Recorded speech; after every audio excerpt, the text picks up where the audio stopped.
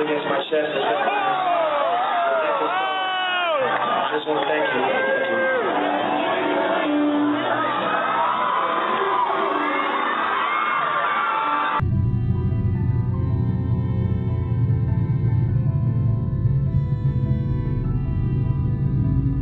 Okay, so the Drake thing. Mm-hmm. You met him, well, when did you first meet him?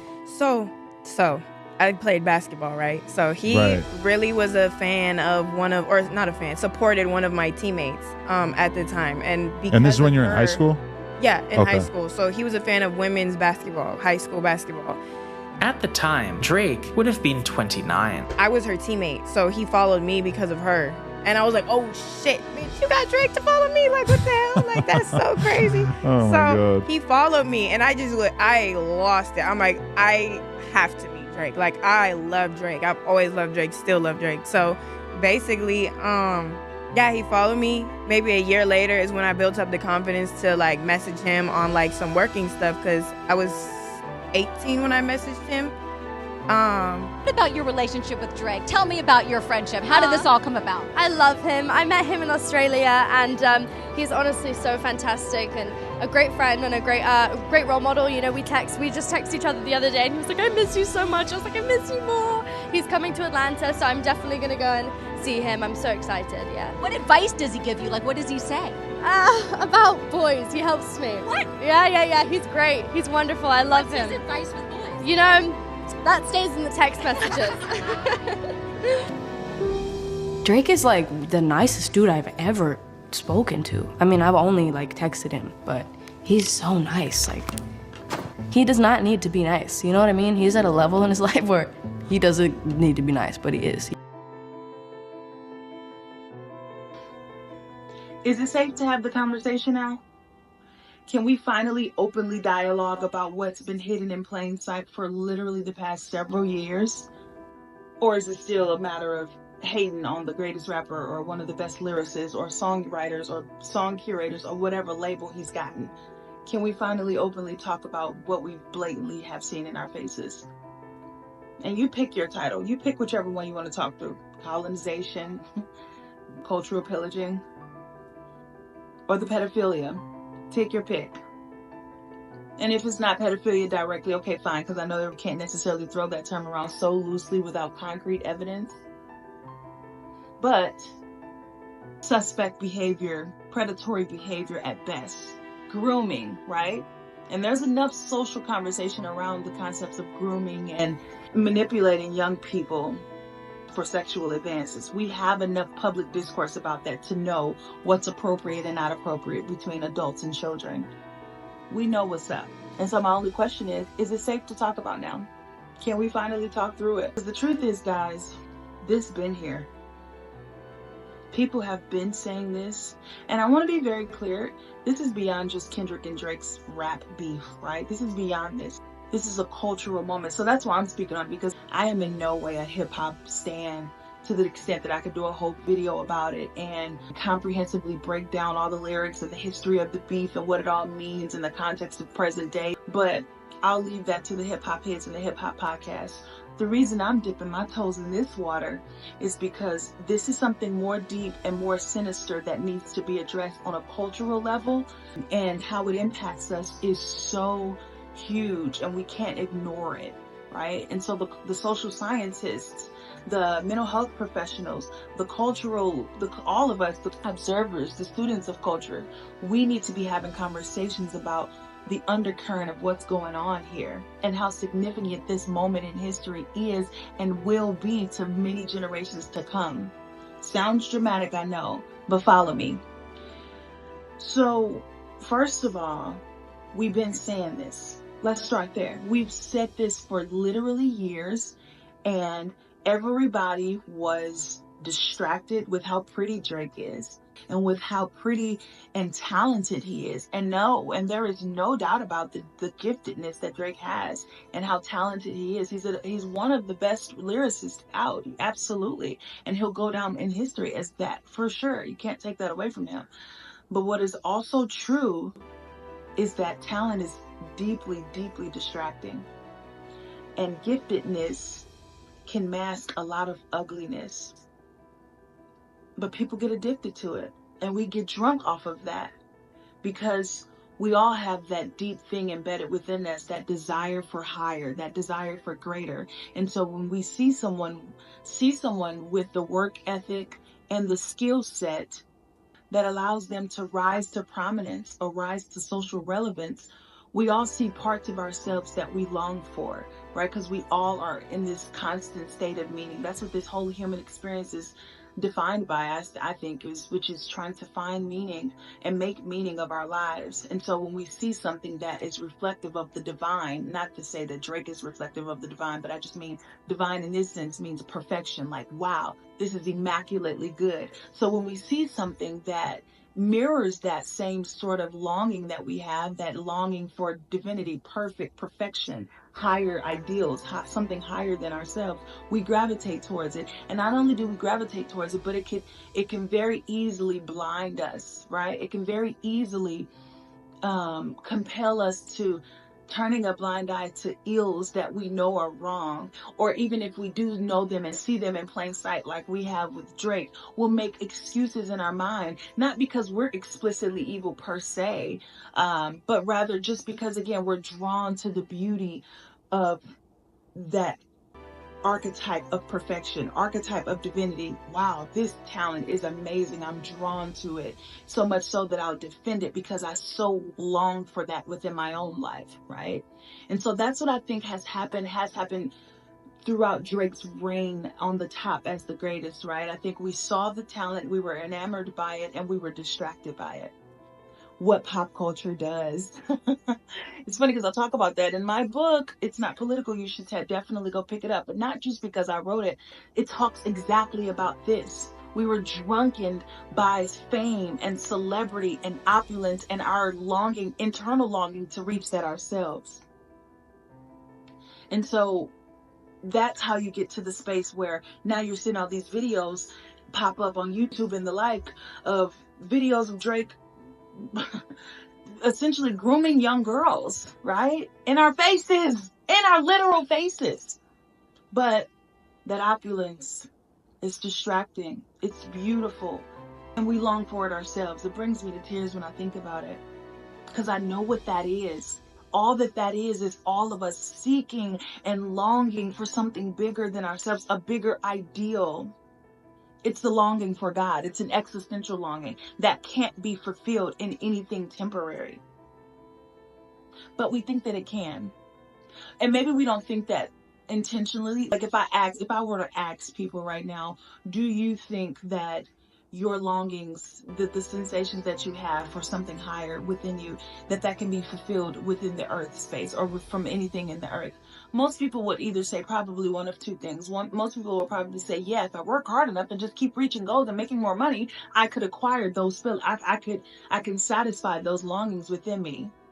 Which, wrong, but I could see that argument though, because we live in a meritocracy, a state of meritocracy. So like if you work hard and earn it, then you'll earn your merit, right? And we can see you through that lens.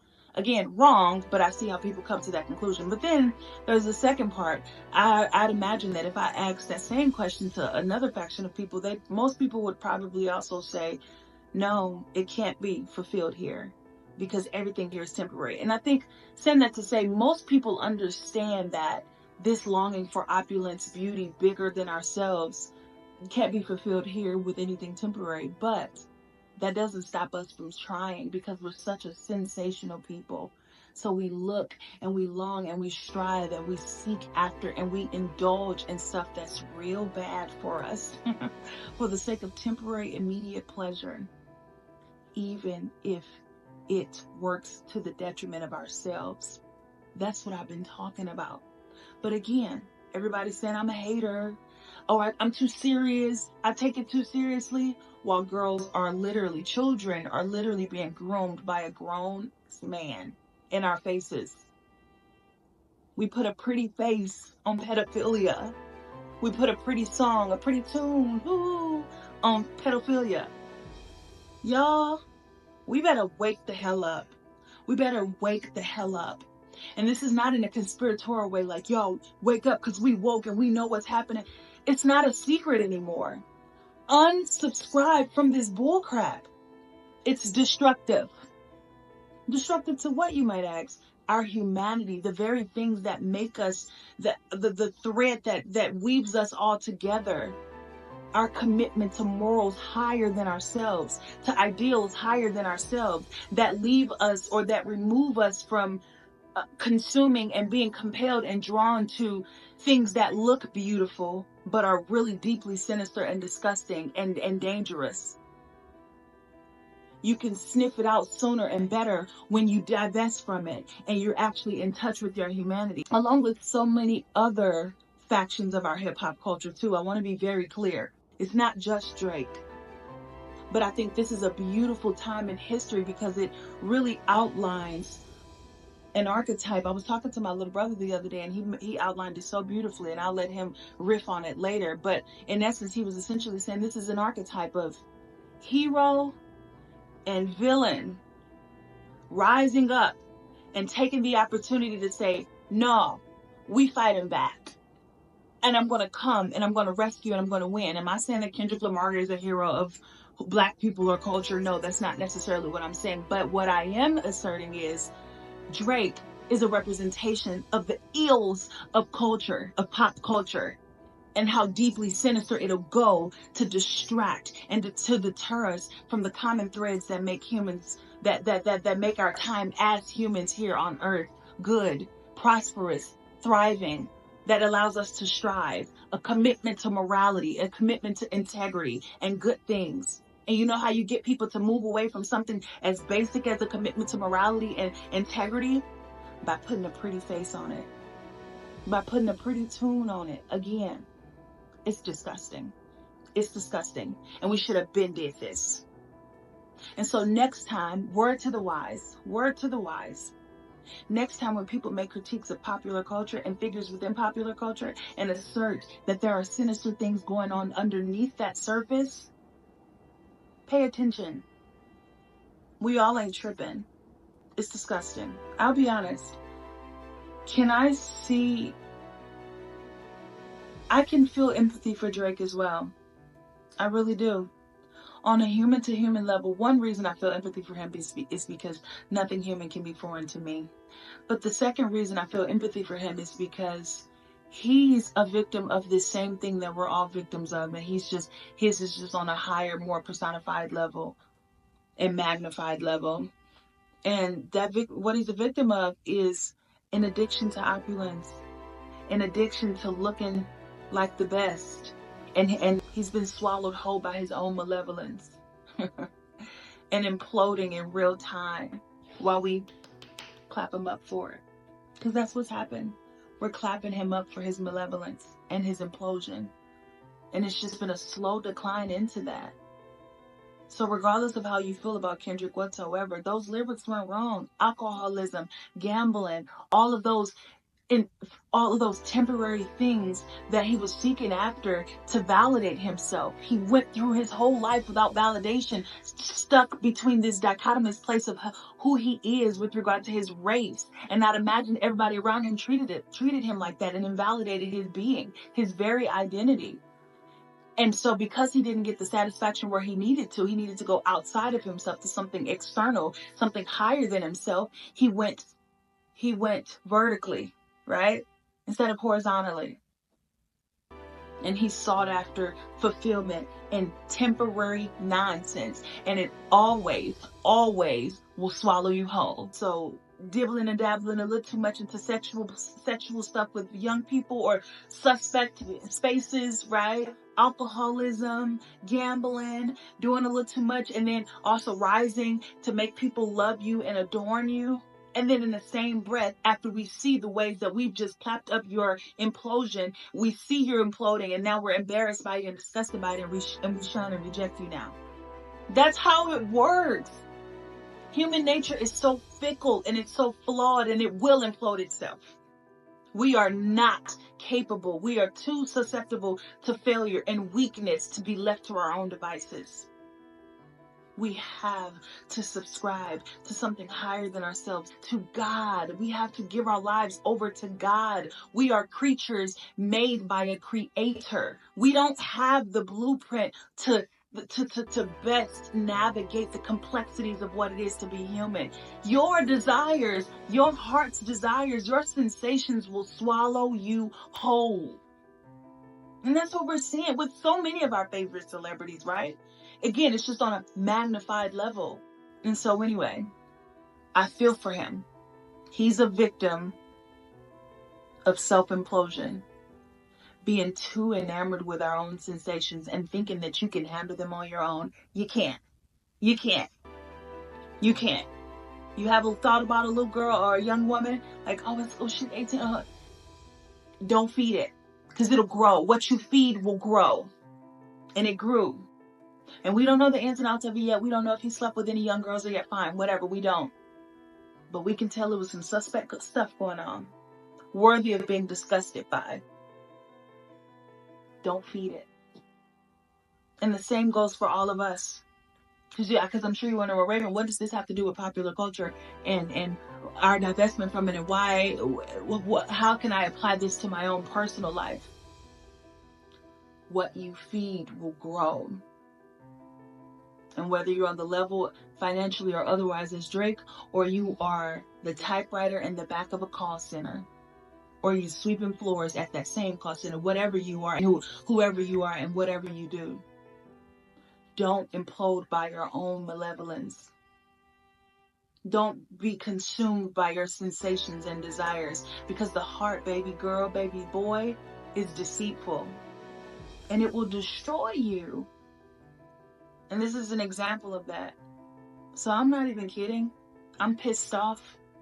I feel vindicated slightly, because this was inevitably going to happen, because we needed to highlight the sinister and dangerous thing that has manifested as Drake. Because let's be clear, it ain't Drake. It's not Drake specifically. In this instance right now, in this cultural moment, it's Drake. And so he's kind of like shouldered, or he's acting as the representation of all of the ills of the music industry and pop cultural industry that is pushing negative things onto us. And so this is our backlash towards that, right? This is our speaking up against it. And he just happens to be the personification of it right now in this moment in time. But truthfully, it's not Drake. When I called for a divestment of pop culture, I'm calling for an unsubscription to allowing your life to be ran by figures and things and concepts outside of yourself. I'm calling you to take control of what you consume. Because again, just like this Drake thing has shown us, some of the most deeply sinister things can be hidden in plain sight. Just covered with a pretty face. And doing the work of desensitizing and destroying you and imploding you from the inside, because you're consuming it in, and then all it's doing is just eating away at your morality, eating away at your integrity, eating away at your sensibility levels, eating away at your worldview, at your perspective, at your patriotism, eating away at who you are intrinsically. Let it go, y'all.